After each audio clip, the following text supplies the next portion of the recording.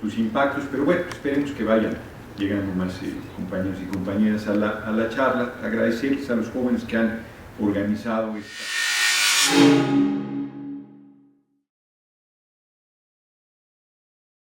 reunión, agradecerles la invitación, agradecerles por supuesto, estaba hace un momento, ya no lo veo, estaba por aquí el secretario general que vino a saludarme, agradecerle a la profesora Saraí, me parece ya, Saraún, su apoyo también para conseguir este auditorio y hacer aquí la reunión, y agradecerles a ustedes su interés. Miren, hoy en la mañana estuvimos en el Senado de la República porque la iniciativa de reforma laboral ha sufrido un peloteo desde el inicio.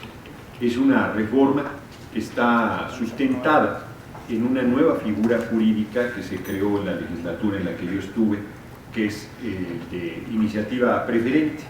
En México vivimos un régimen presidencial donde el Congreso se somete al Ejecutivo en turno, y a pesar de eso no les bastó y se hizo una reforma política. Yo les digo que, como decía mi abuela, cualquier tortilla con chile le llaman cena, así esto le llamaron reforma política. Le vendieron a la gente que las candidaturas independientes era el objetivo para que los partidos ya no tuvieran monopolio, que a partir de 2015 habrá estas candidaturas independientes, pero metieron montones de cosas contrarias al interés de la gente.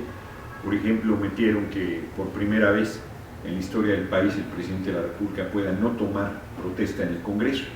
Lo va a hacer porque está muy modosita a la izquierda, están de tapetes de Peña Nieto, y entonces parece que no tienen dificultad para el 1 de diciembre tomarle protesta, pero estaba previsto que pudiera tomar protesta en cualquier lugar, donde estuviera ni siquiera el presidente de la Cámara, sino el presidente de la Suprema Corte de Justicia. Cualquier lugar es cualquier lugar. El baño del Ibero, cualquier lugar donde Peña Nieto y el presidente de la Corte se presentaron. Metieron también esta iniciativa preferente. Esta iniciativa preferente es que el presidente de la República, legítimo o ilegítimo, pueda mandar el 1 de septiembre de cada año 2 iniciativas, y el Congreso está obligado a resolverlas en un mes. O sea, todas las iniciativas que manda el presidente se resuelven, la excepción confirma la regla, y regularmente se resuelvan aprobándoselas. Y no les basta, como decía mi abuela, no tienen llenadera, y ahora además tiene 2 iniciativas que tienes que resolver en un mes, que es un tiempo muy corto si sobre todo se trata de iniciativas tan importantes como la reforma laboral. Mandó vía el Senado una reforma sobre transparencia y mandó vía la Cámara de Diputados la reforma laboral. Como somos un Congreso bicameral, la Cámara de Origen, esta es la Cámara de Origen, es donde entra la iniciativa, en este caso la laboral entró por la Cámara de Diputados, debía resolver en 30 días, tenía la presión además de que el primer mes de la nueva legislatura no solo está la experiencia o la inexperiencia, sino el reparto de las comisiones, que es siempre un problema. Hay una presión muy fuerte entre las fracciones, se resolvieron las comisiones como a la 3ª semana, y prácticamente se le dio, sin mucho, una semana y media a la discusión de la reforma laboral. La Cámara de Diputados la aprobó, luego la mandó al Senado, el Senado la aprobó, pero ambos, si la Cámara Revisora le cambia una sola coma, regresa a la Cámara de Origen, le cambió más que una coma, ahorita explicaré, entonces regresó a la Cámara de Diputados, la Cámara de Diputados volvió a cambiar lo que el Senado había dicho, se la regresó al Senado. Hace rato las comisiones del trabajo y del proceso legislativo aprobaron lo que les mandó la Cámara de Diputados, y si así pasa en el Pleno, finalmente llegará a Calderón para que la promulgue y empiece a entrar en vigor. La reforma fue planteada con 2 ganchos, digo yo. Uno, que iba a crear más empleos. Ya la CEPAL, la Comisión Económica para América Latina, ha reconocido que esto es falso, que no va a crear más empleos, y les ha dicho inclusive que debería incluir el seguro del desempleo, porque no solo no va a crear más empleo, sino va a ser más precario el empleo existente. Y el otro gancho era la democracia y la transparencia sindical. Y hay todavía gente que dice que es muy importante la democracia y la transparencia sindical. Ingenuos. En este país, aunque aprobaran la democracia y la transparencia sindical, pues nunca van a tocar el resto de bordillos, eso es evidente. Es uno de los pilares que sostienen este régimen corrupto. Entonces, que por cierto me dicen que el Esther Gordillo es fea. Yo les digo que no, que lo que pasa es que se le refleja el alma en la cara. En el caso de Romero de Champs, tampoco lo van a tocar. Hay un rumor insistente que van sobre ellos, pero Romero de Champs está para garantizar que se acabe de privatizar el petróleo, también tocar este tema.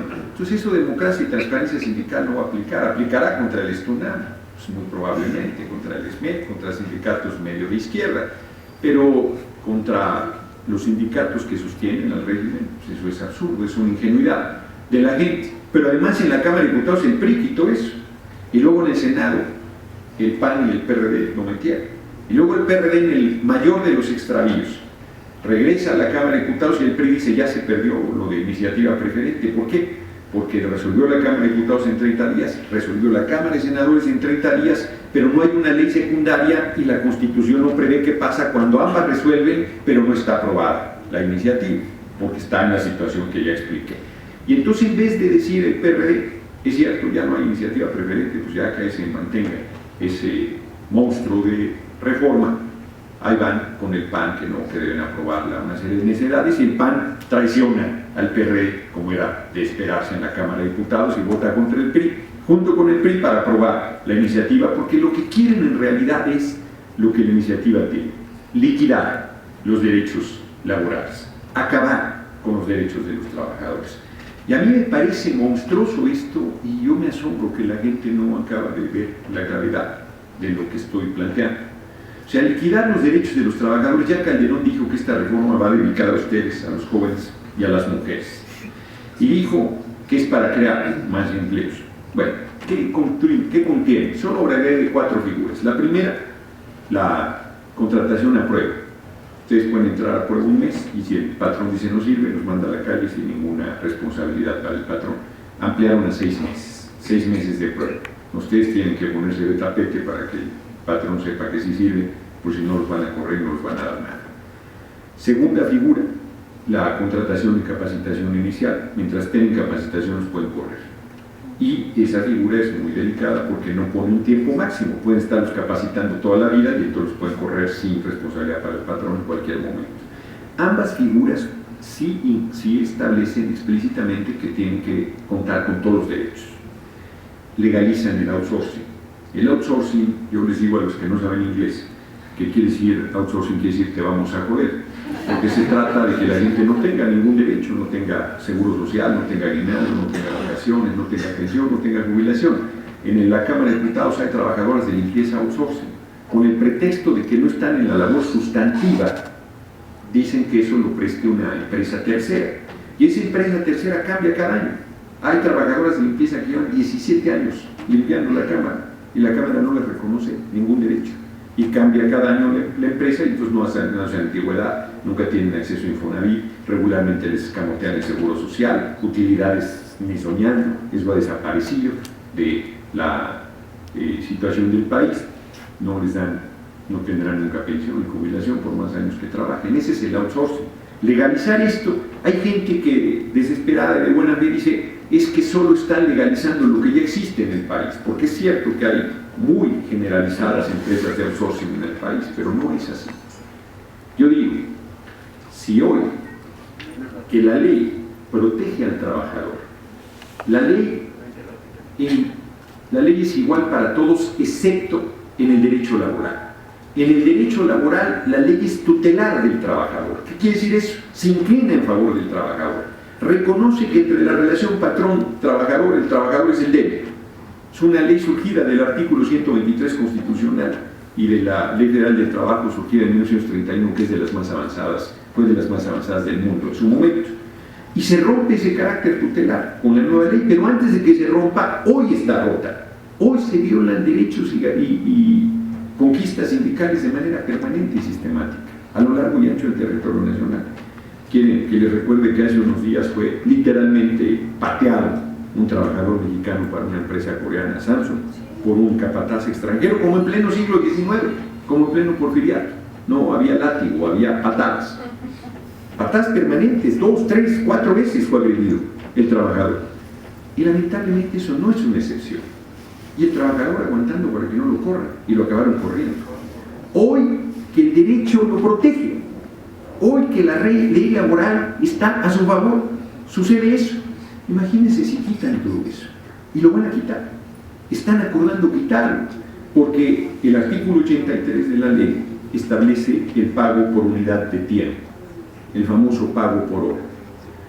El pago por hora es ningún derecho, ni siquiera derecho al descanso. Hoy tienes el séptimo día, en algunos lugares 2 días de descanso.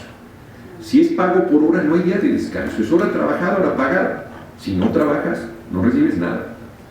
No vas a tener seguro social, no vas a tener aguinaldo, no vas a tener vacaciones, no vas a tener nada. Hay gente que desestima el seguro social, porque ha avanzado tanto el no pensamiento de la derecha que piensa que lo privado es lo mejor. Yo he visitado muchas universidades privadas y un auditorio como esto casi ninguna la tiene. Y esta no es una de las mejores instalaciones de la UNAM. Y sin embargo tiene un auditorio de primera, ¿no? Me he visitado cualquier cantidad de universidades y me encuentro con cafeterías pedorras, con alimentos chatarra de mal calidad, muchachos mal alimentados, porque no está planteado esto en las privadas y en las públicas, en la mayoría. Entonces vuelvo al tema. Hoy el seguro social, que es muy importante, si tú hoy eres trabajador y te accidentas, tienes incapacidad al 100%, tienes atención médica toda la que necesites, en el nivel que necesites. Y cuando te pagan todo el tiempo que estás enfermo, cuando regresas está tu trabajo esperando. Si no tienes seguro social, pues te accidentas y a ver quién te atiende, a ver quién te cura, no tendrás ni un centavo de incapacidad. Y cuando regreses al trabajo, a ver si el trabajo todavía te está esperando. Hoy si te enfermas producto del trabajo, enfermedad laboral, tienes incapacidad al 100%. Es difícil que el seguro califique como una enfermedad laboral, pero existe esa figura, con todas las dificultades que el seguro tiene. Si eso desaparece, el trabajador es prácticamente un esclavo en pleno siglo XXI.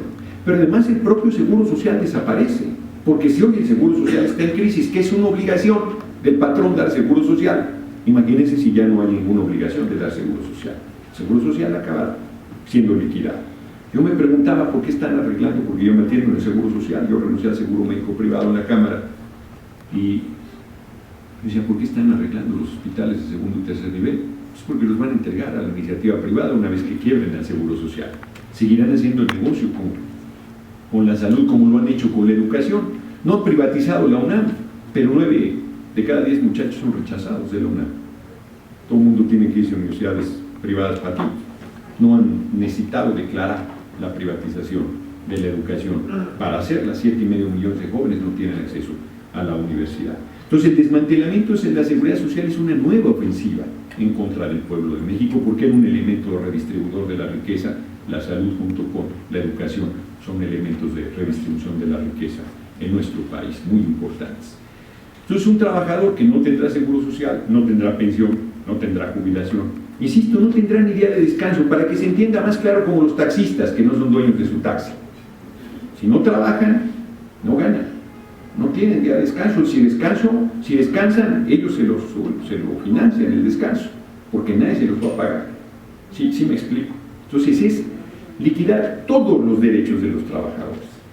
Entonces cuando hoy en la mañana nosotros convocamos un centón y la gente dice, no, es que yo tengo que ir a la escuela. Tú dices, ¿para qué demonios les va a servir la escuela si cuando salgan van a ser esclavos del trabajo donde van a estar? No van a tener ninguna prestación. O sea, faltan a clase por cosas mucho más banales, ¿no? Digo, si hubieran ido a hacer cuchicucho, alguna cosa, bueno, yo entendería. Pero, ay, es que era muy importante mi clase.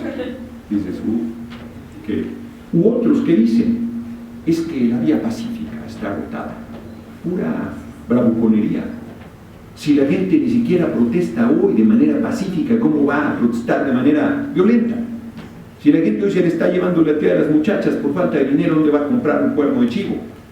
O sea, ni del chivo ni del hada. O sea, para ninguna de las dos, ¿no? O sea, no, es pura justificación de la debilidad que estamos teniendo para enfrentar una cosa tan grave como es esta ofensiva. Porque más esta ofensiva no es la única. Viene el IVA de alimentos y medicinas. Está anunciado. Viene el aumento al IVA del 15 al 19, quizás al 22, según como nos dejemos. Viene el acabar de privatizar el petróleo porque ya está privatizado, tiene exploración, explotación, perforación, refinación, tiene todo. Estamos importando la mitad de la gasolina. Acaba de haber un accidente hace unos meses en Reynosa, de 37 trabajadores accidentados, 32 eran de transnacionales, del petróleo, solo 5 eran de Pemex.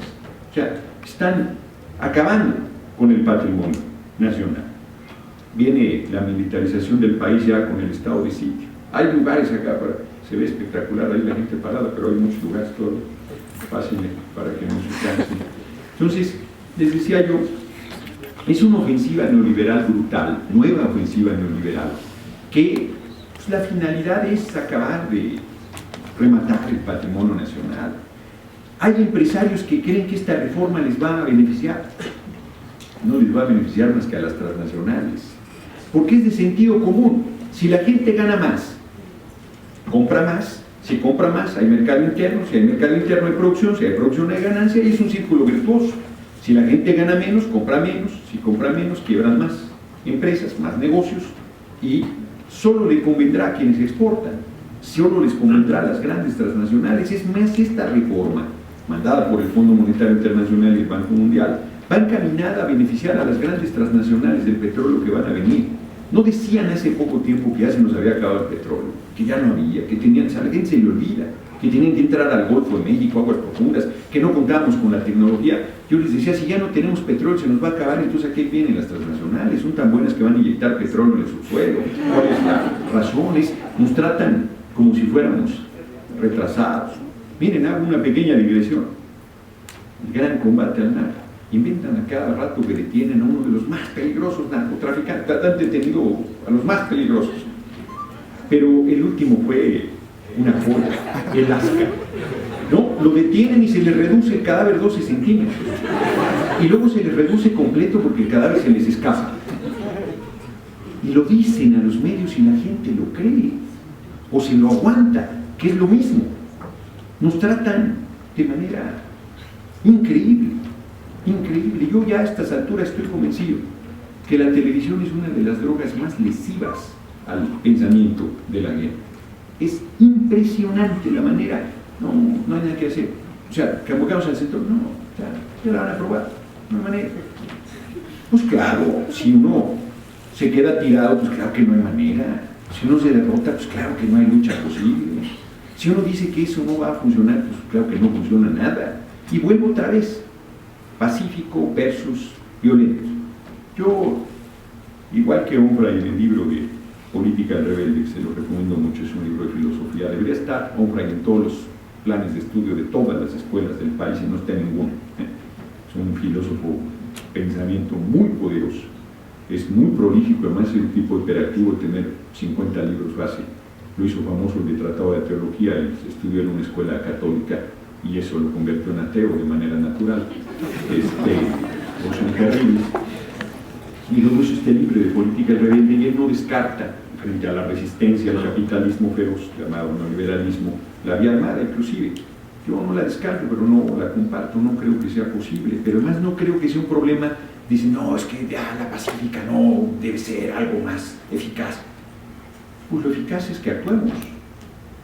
O sea, porque las armas ahí pueden estar tiradas y no se mueven solas.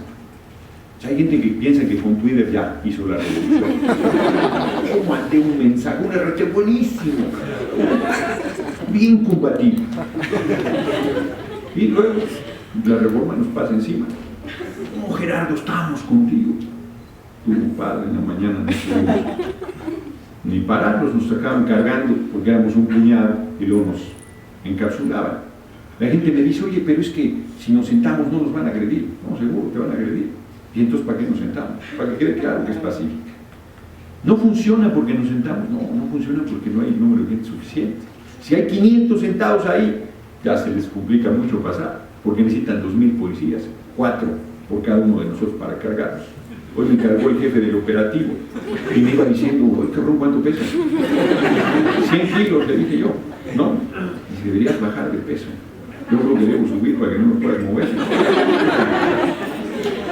Necesitan 4, uno por un pie, otro por otro pie, otro por una mano, me han platicado que así le hacen, ¿no? Entonces, y es una manera de mostrar que no hay enfrentamiento, no está en el piso, no está uno violento, nada. 500 con 2000 que te quieren quitar, ya se hizo un pollona y ya no hay manera, ¿no?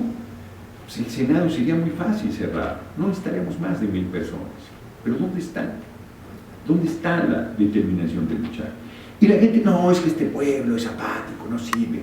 No, el problema no es el pueblo, el problema es uno mismo, porque uno está justificando su apatía en la apatía de los demás, porque uno está justificando su cobardía en la cobardía de los demás, porque uno está justificando su debilidad en la debilidad de los demás. El problema es qué hacemos nosotros, cada uno de nosotros, frente a estos atropellos, frente a esta majadería de sistema corrupto, simulador, desigual, injusto, arbitrario, miserable. O sea, yo realmente no me desespero porque estoy convencido que el pueblo va a tener que reaccionar. O sea, ya demasiado. O sea, pensamos que no podía haber peor presidente que Fox, ¿no? Inculto, torpe, insensible, no tan insensible políticamente como quiera, tenía sensibilidad política. Y llega Calderón y peor, rubro por rubro. Yo les digo, a Calderón es muy fácil entender. Todo lo que dice es al revés. De veras. Voy a bajar la gasolina, 85 aumentos. Voy a bajar la luz, ahí les platico los residuos. Voy a agarrar al Chapo de la mano, será, porque no tengo ninguna voluntad, ¿no? Voy a pacificar, a estar en Nuevo Laredo ayer. Es un pueblo como si hubiera habido guerra. La mitad de los comercios cerrados, pero no solo cerrados, cayéndose los edificios. La actividad prácticamente nula, la gente aterrada. Una situación dramática, en realidad. ¿Qué falta para que la gente... Y vota a Tamaulipas por el PAN. Pero si dices, ¿qué pasa? O sea, si son lo mismo. La cúpula, yo les digo, la cópula del PRI y el PAN, son lo mismo. Han votado el 100% de las cosas en contra del interés nacional desde Salinas. Y el 90% de las cosas juntos. Y alguien me puede decir, ¿y la izquierda cómo anda? Anda mal. Nosotros paramos 30 diputados la reforma laboral, 30, la legislatura pasada, no la pasada. Nos defendimos como gatos boca arriba. Hicimos todo lo que era necesario. Nos importó un demonio lo que los medios dijeran de nosotros, pero paramos la reforma laboral y paramos la Ley de Seguridad Nacional que imponía el estado de sitio en México. Aquí hago una pequeña digresión otra vez, fíjense. Si yo les pregunto a ustedes, voy a tomar agua, en su colonia, en su municipio, en su localidad, aquí en la escuela, todo el mundo sabe. Y si no sabe, pregúntenle rapidito, investiguen. ¿Cómo los de arriba no saben? ¿Cómo tienen que tratar a los ciudadanos como delincuentes cuando los delincuentes gobiernan este país? ¿Por qué tienen que hacer retenes para estar tratando a los ciudadanos como delincuentes? Es como si hubiera un fraude aquí en la FES y pusieran retenes en la salida para esculcarlos a todos a ver quién se llevó el dinero. Si es que sobre el tesorero, que era el que manejaba el dinero, y darle líneas de seguimiento para ver dónde está el problema. O sea, si aquí tú vas hacia los distribuidores pequeños y sigues las líneas de distribución, hacia los grandes centros de distribución, vas hacia sus cuentas bancarias, vas hacia sus negocios y ahí aprietas. Y no digo, si uno fuera narco, pusieran un retén aquí a un lado de Cabeza de Juárez, pasaría uno ahí con la droga. Ni que fuera uno bobo. Si uno traficara armas, pasarías con las armas por ahí. Pues no, o pasarías arreglado, es evidente, ¿no? Y sin embargo están con sus retenes, con las detenciones, con los abusos sobre los jóvenes, porque además los jóvenes son particularmente vulnerables, ¿no? El artículo 16 constitucional dice nadie puede ser molestado en su domicilio, persona, papeles o posesiones en virtud de mandamiento escrito de la autoridad competente que funde y motive la causa legal del procedimiento. ¿Qué quiere decir eso? Que tienen que tener un documento para revisarme. Hasta el alcoholímetro es ilegal. No debe pararme nadie si yo no cometo una infracción y no debe revisarme nadie si no trae un mandato judicial. Y el ejército nunca traerá un mandato judicial porque no es autoridad. No es autoridad. El ejército es el ejército, pero no es autoridad frente a un civil.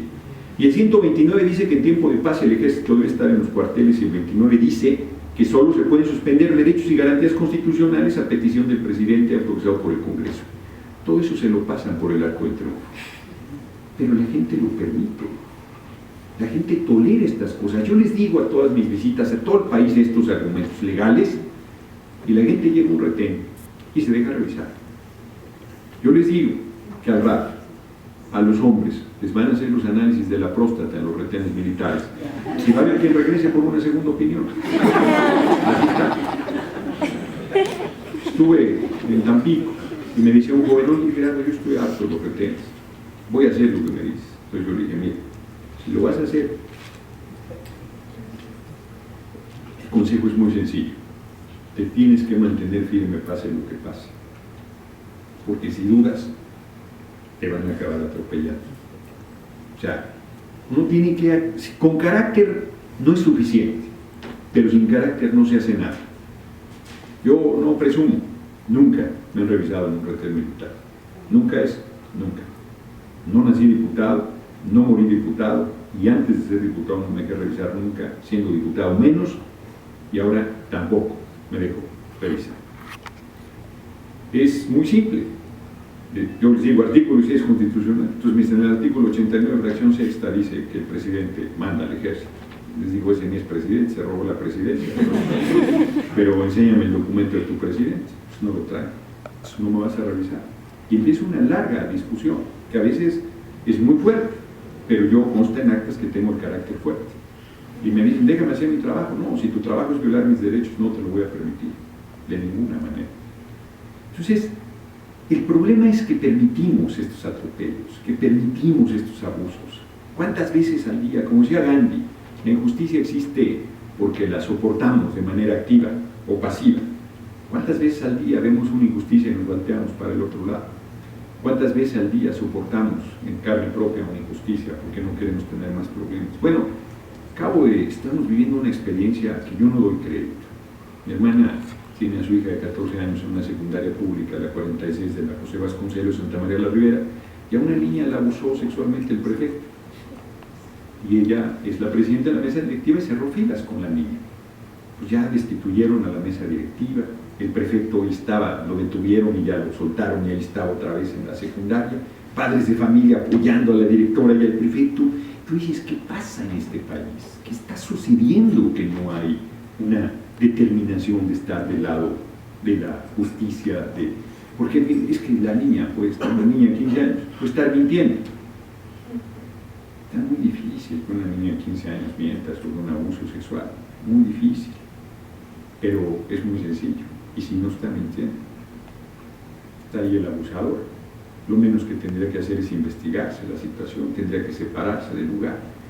Más bien me da la impresión que ha abusado de más y que no quieren que se destape la cloaca. Entonces, desde esas cosas que son dramáticas, terribles, hasta el ejército ha matado 5.000 niños en retenes militares. 5.000 niños, diciendo que no se paran en el retén, donde dice que es pena de muerte para que no se paren en un retén militar. Entonces en el DF tenemos mucho menos la presión del ejército, no se ha permitido entrar, pero está rondando. Nos va a caer la maña, como le dicen en los estados, a los grupos del narco, porque está deteriorado todo el país. Y la pregunta sigue siendo: ¿qué tiene que suceder? Porque ustedes van a salir al mercado de trabajo y se van a encontrar con esa nueva ley.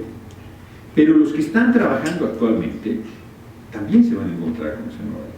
Yo, ahora sí ya lo digo con toda claridad, los sindicatos simulando, van a hacer una manifestación a las 12 del día, cuando ya están los diputados adentro, los senadores adentro. No, sí, no lo vamos a permitir, que no sé qué. Ya, terapia. Y luego: ay, perdimos, compadre. Y acá por abajo: no, hombre, usted no les va a afectar, esto es muy fuerte, no le va a pasar nada. Ahí hemos visto cómo han ido avanzando en mutilar el contrato colectivo de trabajo. Y al rato van a decir que los trabajadores son el lastre mayor para la universidad y van a pasar encima de ellos. No tengo duda de ello.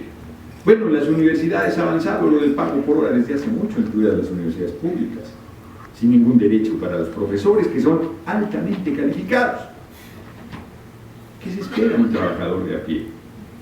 Cuando la ley prohíbe eso hoy en día.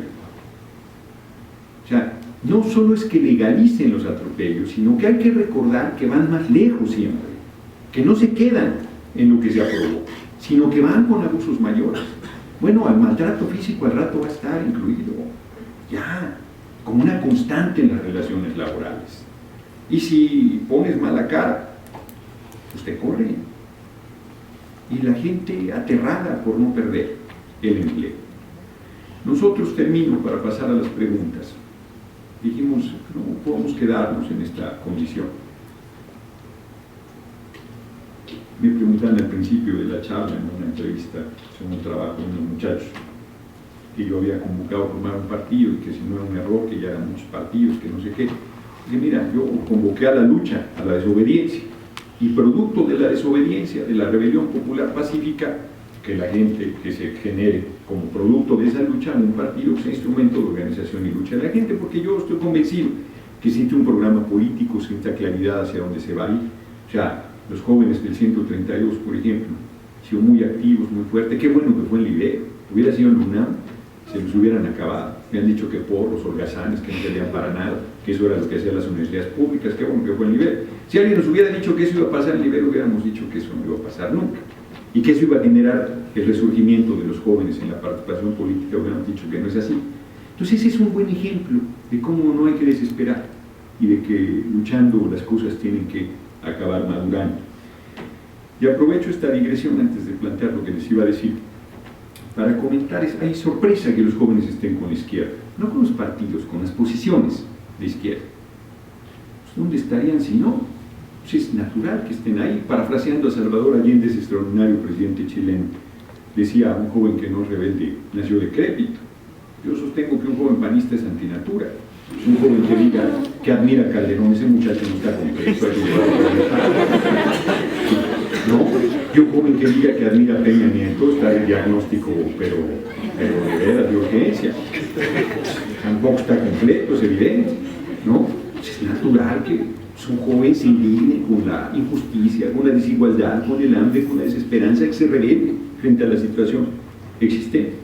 Aunque estamos todavía en el mundo al revés, porque cuando uno pasa a las preguntas, pero además luego te vas a convivir, sobre todo en los estados, la comida, la cena, preguntas y preguntas y preguntas y preguntas, y te das cuenta que las preguntas no son otra cosa que la justificación para no actuar. Entonces llega un momento en que yo les digo: oigan, yo tengo 52 años y vengo a decirles que sean rebeldes, no la jodan. Serían ustedes, los jóvenes, los que deberían estarnos empujando a la rebelión, rompiendo con todas las formas, planteándose una transformación radical y profunda del país. Y es uno el que se plantea, un político, además, luchador social pero político, con aspiraciones políticas. Es el mundo al revés. Bueno, acabo de estar en Tampico y me invitan a una reunión de empresarios, y uno de los empresarios me dice: oye, yo les digo a mis trabajadores, oigan, salgan y protesten, aunque sea salgan con unas cartulinas y protesten a mí, que no puede ser que vaya a violar sus derechos, hagan algo, les van a pasar encima, el empresario. Y los trabajadores dicen: no, está bien así. O sea, pues tenemos que sacudir la conciencia de la gente, lograr la convicción para la transformación. Y pasa obligadamente porque nosotros nos hagamos cargo de que nada va a cambiar si no lo cambiamos nosotros mismos. Que lo que no hagamos nosotros por nosotros mismos no lo va a hacer nadie. Miren, yo soy ateo, pero los que crean, no va a venir un ente sobrenatural a cambiar las cosas, no va a venir. ¿No? Estuve en San Luis también y estaban ahí unos grupos de jóvenes religiosos que estaban esperando la venida de Jesús. Y me invitaban, dije: no va a venir, yo ni creo en él, pero no va a venir, ya lleva 2000 años y no se ha aparecido, no creo que venga en los próximos días. Si no lo cambiamos nosotros, no lo va a cambiar nadie. Menos un diputado, senador, un alcalde, un gobernador, un presidente, nada, de la cúpula no va a venir, nada. Se quejan: es que los diputados, es que los senadores, es que los dejamos que hagan lo que quieran, es que les permitimos que actúen como les viene en gana.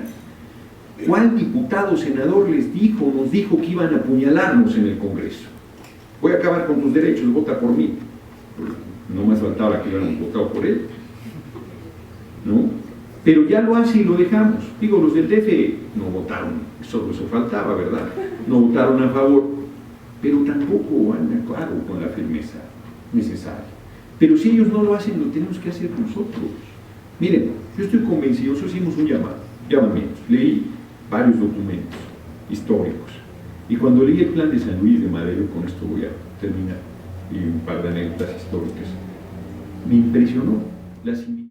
Es increíble, dice: los cargos sirven para hacer negocio al cobijo del poder, rematan el patrimonio nacional, si los dejamos al rato no va a haber nada, envilecen al pueblo, solo sirve la justicia para despojar al pobre, el ejecutivo subordina al legislativo y al judicial, todas las cosas tal cual están pasando. Y luego dice Madero, fui a una elección sabiendo que iban a ser fraude, y fui a la Cámara de Diputados a pedir la nulidad de la elección sabiendo que no representaban al pueblo sino a Porfirio Díaz y no la anularon. Y entonces la parte genial de Madero, pensando que Madero era un chiquito, un chaparrito, aristócrata, tenía los problemas de la vida resueltos, tenía mucho dinero, y se le planta un generalote como Porfirio Díaz, 30 años en el poder, y dice Madero, no sería yo hombre si no convoco a la rebelión armada para deponer al usurpador. Y tú dices, ándate, no se anduvo con chiquitas, y dice que va a pasar y todo y tal, le puso hasta ahora, 20 de noviembre a las 6 de la tarde. Yo creo que el pueblo de México no es puntual porque así les fue a los que llegaron puntuales a la revolución. Pero en abril de 1911 Porfirio Díaz iba al exilio. Abril de 1911, lo que parecía imposible. No había internet, no había radio, no había televisión, no había redes sociales. Una cartita pedorra y la pegaron en todo el país y se levantó un pueblo más de 90% analfabeto. Más de 90% analfabeto. Dijimos nosotros en pleno siglo XXI podemos hacer un cambio pacífico. Y convocamos el 20 de noviembre a las 6 de la tarde a la desobediencia absoluta. Las cosas funcionan porque obedecemos. Nosotros decimos no obedezcamos, no vayamos al trabajo, no vayamos a la escuela, no vayamos de compras, no veamos televisión. 1, 5, 10, 15, 20 días, los necesarios para que se vaya. Calderón que ya termina y Peña Nieto que quiere llegar. Los dos de la mano al rancho de Andrés Manuel. Que se vaya. Y entonces hay gente que me pregunta, oye, pero si falto, ¿me pueden correr? Pues sí. Y otro, ¿me puede suspender en la escuela? Pues está complicado. Entonces digo, imagínense que Madero convoca a la revolución armada. Uno dice, oye, pero me pueden herir. No, pues sí. ¿Me pueden matar? No, pues también. Oye, pues está muy feo. Pues sí. ¿Y qué hacemos? Los aguantamos. Esa sería una medida poderosísima, a la mano del pueblo, pacífica. No salen, no bloquean calles, no, nada. Es no mover un dedo. No puede haber cosa más fuerte. Como la marcha del silencio del 68, que fue el grito más estruendoso de los jóvenes. Una manifestación más poderosa que hicieron. No dijeron una sola palabra y se escuchó su grito de rebelión en todos los rincones del país. Que igual te paras. No se mueve nada. No hay gobierno que lo aguante. Y entonces hay gente que me dice, sí, claro, pues tú como eras diputado debes tener la despensa llena. Yo como en la calle todo el tiempo, no tengo ni una lata de atún en la casa. Pero no estoy diciendo que eso hagamos, pero la gente podríamos estar 40 días sin comer y no nos pasaría absolutamente nada. Jurado, nada nos pasaría. Los niños no, los adultos mayores no, pero la gente en general no pasaría nada. Los que traen problemas de sobrepeso lo resolverían rapidito. Y ese gobierno no se cae. Es un esfuerzo grande. No estoy diciendo que eliminemos, no se distorsiones ni malinterpreten. Estoy diciendo que en una situación extrema y un gobierno no aguantaría esa presión. ¿Por qué el 20 de noviembre? No solo por el símbolo de la fecha, sino porque Calderón ya se va. Siempre ha sido débil y está más débil que nunca.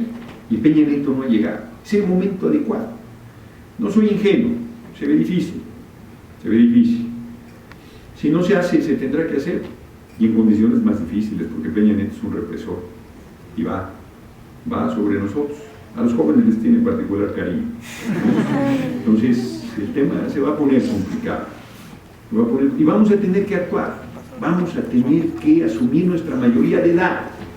Y cuando hablo de mayoría de edad, no estoy hablando de los jóvenes solamente. Estoy hablando del pueblo, que está esperando que alguien haga las cosas.